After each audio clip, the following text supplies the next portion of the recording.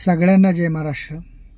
4-5 दिवसापूर्वी काश्मीरमधील पहलगाम या ठिकाणी जो दहशतवादी हल्ला झाला तर त्यामध्ये बरेच असे लोक मृत्युमुखी पडले। तर त्याचा निषेध पूर्ण भारतामध्ये करण्यात आला आणि असाच निषेध नालासोपारा या ठिकाणी तिथले स्थानिक लोक करत होते।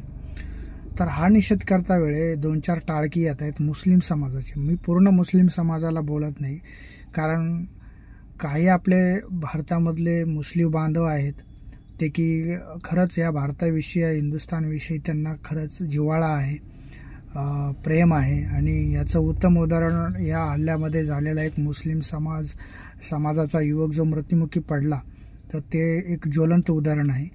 पण अशा पण अवलादी आहेत की त्यांना भारताबद्दल द्वेष निर्माण आहे मित्रांनो। बरं, हा निषेध करता वेळेस त्या 2-4 टाळकी येत आहेत मुस्लिम समाजाचे आणि जे निषेध करणार आहेत त्यांना शिवीगाळ करतायत, त्यांना मारहाण करण्याचा प्रयत्न करतायत। इतकंच नाही तर त्यांना धक्काबुक्की करतायत। आणि एवढ्यावर ते थांबले नसून त्यांना भविष्यात तुमचं काही खरं नाही असा दम देतात। म्हणजे यांच्यामध्ये एवढा दम कुठून येतो मित्रांनो, एवढा ॲटिट्यूड कुठून भरला यांच्यात। आपल्या भारतातलं खायचं, आपल्या भारतामध्ये पोट भरायचं, भारतामध्ये नोकरी करायची, भारतामध्ये लहानाचं मोठं व्हायचं आणि हरामखोर हे असले अवलादी पाकिस्तानचं गुणगान गात आहेत।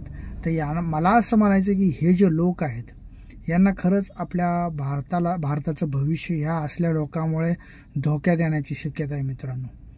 तर ह्या असल्या अवलादी वेळेच ठेचल्या पाहिजे। मी राज्य सरकारला विनंती करतो, सर्व महाराष्ट्र सैनिकाची विनंती आहे राज्य सरकारला की ह्या असल्या लोकांवरती योग्य ती कारवाई वेळेवर झाली पाहिजे। तुमच्यानी जर होत नसेल तर पूर्ण महाराष्ट्र सैनिक आमच्यावरती सोडा, आम्ही त्यांना काय करायचं ते बघून घेऊ। असल्या अवलादी आपल्या भारतामध्ये राहण्यापेक्षा ह्या अवलादींना वेळी ठेचून यांना पाकिस्तानामध्ये हाकलून दिलं पाहिजे। यांना जर प्रेम आहे ना तर जा त्या पाकिस्तानामध्ये जाऊन राहा। बरं, त्यांना जे आपलं जे लोक आंदोलन करतायत, जे निषेध करतायत, तर ह्या निषेधमध्ये आपले लोक सांगतायत की बाबा तुमचा जो झेंडा आहे तो झेंडा तुम्ही बघून घ्या आणि पाकिस्तानचा झेंडा तुम्ही बघून घ्या, यामध्ये खरंच खूप डिफरन्स आहे। तर कुठलाही परिस्थितीचा आढावा न घेता हे हरामखोर आपल्यावरती, आपल्या माणसावरती धावून येत आहेत। म्हणजे यांच्यात एवढी धमक येते। तर मला असं वाटतं की राज्य सरकारने योग्य ती कारवाई करावी अशी विनंती आहे। आणि ह्या असल्या लोकांमुळे दुसरी गोष्ट सांगायची जर झाली तर ह्या असल्या लोकांमुळे हे जे दहशतवादी आपल्या भारतामध्ये येत आहेत यांना मदत होते मित्रांमुळं। यांना मदत करण्याचं काम हे असे भडवे लोक करतायत। पाठीमागं पण जो 26/11चा हल्ला झाला, त्याच्यानंतर जो उरीचा हल्ला झाला, तर अशा हल्ल्यामध्ये जे लोकांना, जे दहशतवादी लोकांना जे सपोर्ट मिळाला, ह्या अशा लोकांचा म्हणायला हरकत नाही। कारण हे लोक यांच्या सपोर्टमुळे या ठिकाणी येत आहेत। मुंबईमध्ये जो 26/11चा हल्ला झाला हा पूर्ण प्लॅनिंगनुसार झाला ना। हा भारतामध्ये शिरकाव झाला। काही दिवस मुंबईचं निरीक्षण करतायत, महाराष्ट्राचं निरीक्षण करतायत आणि नंतर काही दिवसांनी प्लॅनिंग करून पूर्ण एक दिवस काढून पूर्ण हल्ला करतायत, पूर्ण दहशत या ठिकाणी निर्माण करतायत। तर असं पूर्ण प्लॅनिंगनुसार होत आहे। आता जो हल्ला झाला असणार त्याचा पण पूर्ण प्लॅनिंग असणार।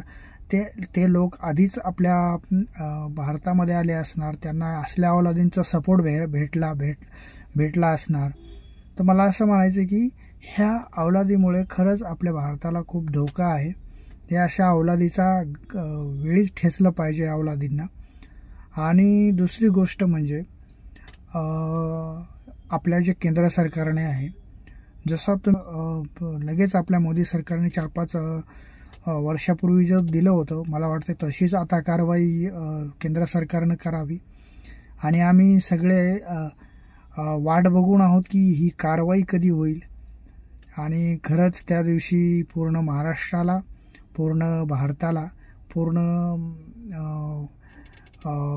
हिंदू संस्कृतीला याचा मोठा अभिमान होईल मित्रांनो, गर्व होईल मित्रांनो।